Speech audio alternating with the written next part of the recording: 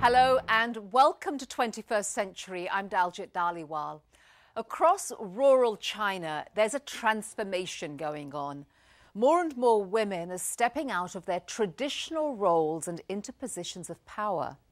We travelled to a remote region of China to meet women leaders who are shaping a new future for their country. Here's their story.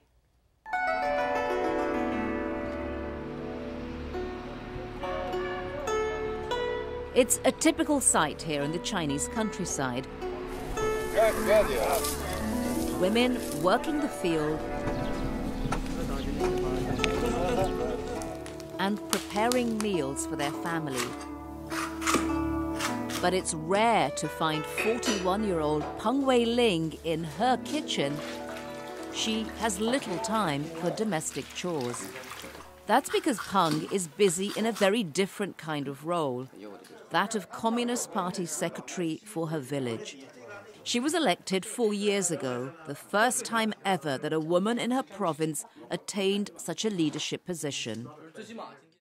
Having taken up this position, I had to be responsible and let people know that as a woman, I was just as good as anyone. Peng's story is a success story. It's also the story of many women's struggle to secure positions of power, a tale shared across much of rural China, where women have customarily had little say in the affairs of their community, and where more than 75% of all officials are men. But all that's slowly changing as more women like Peng are gaining leadership positions and representing so many who depend on their voices to shape a new future for China. Peng's village of Qingxi lies close to the Russian border in northeast China. With only some 3 months of frost-free days a year to plant and harvest, life is especially difficult for the families she serves. Peng spends most of her time advocating for them, like helping farmer Ke Pei-ching gather evidence of damage for an insurance claim after his land was flooded. Whether or not he receives this compensation can mean the difference between saving his field or him losing it all. As an official, my main responsibilities are looking after village affairs, communicating with higher levels of government, and putting in place policies to improve infrastructure in the village and to help develop the economy of the community.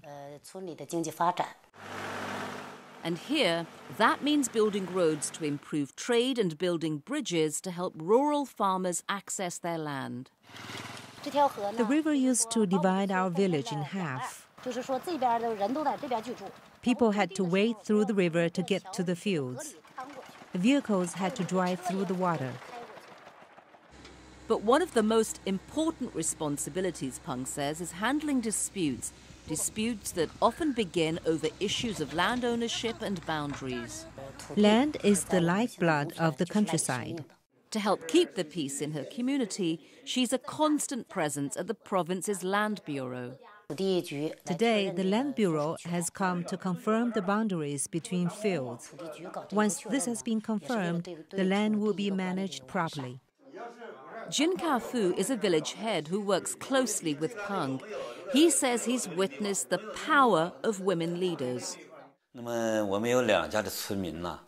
There was a 2-year dispute between 2 families in the village over field boundaries.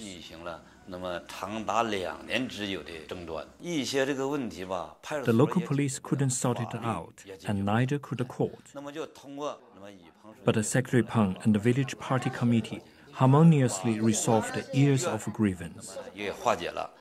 Efforts are underway across rural China to get more women involved in shaping policy and enacting change.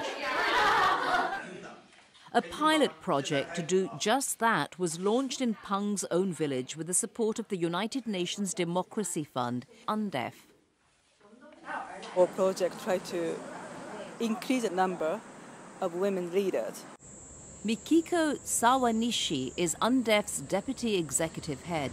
She says the first step is identifying potential female leaders in villages across the country and then training them to run as candidates. They're taught about the issues of politics and are given guidance on the electoral process. Finally, she says, women are taught vital leadership, management and decision-making skills. But UNDEF and many others believe that part of shaping the women leaders of tomorrow also means helping women gain economic independence today. And so leaders like Peng are helping set up new industries in which women can play an active role. Industries like producing honey and harvesting mushrooms. We saw the market potential and wanted to do this large scale. We negotiated with the local government and raised money in poverty relief aid. But while promising, Swahanishi says that getting women on board is not enough. Men's attitudes must also change. Project also educate or change the men's perception so that also men can support and help the women to raise their voice, where women can really voice their lights. Men and women should be equal and independent. If their status in the family is not raised and they are not given equality, then that's discrimination. But while the women remain hopeful that change will come, juggling the demands of their roles in government with the needs of their families and their farms in many cases has not been easy for so many women leaders here. I used to be the main force at home in farm work. Since becoming party secretary, I don't have time to work in the fields anymore. My husband showed us the whole responsibility. I feel very guilty about this. I'm really sorry about it, but there's nothing I can do.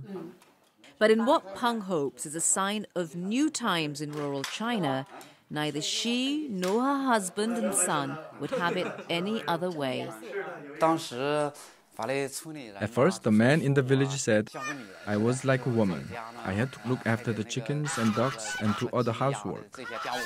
But I accept this for the sake of Peng Wenling's work. I just hope she can do a good job, and that's enough for me. It's also enough for her son, whose pride in her position gives her hope for the next generation of women leaders. Sometimes when I hear people thanking my mother from the bottom of their hearts for helping them, I feel very happy. Even though she can't spend much time with her son or husband, she can help others to live well.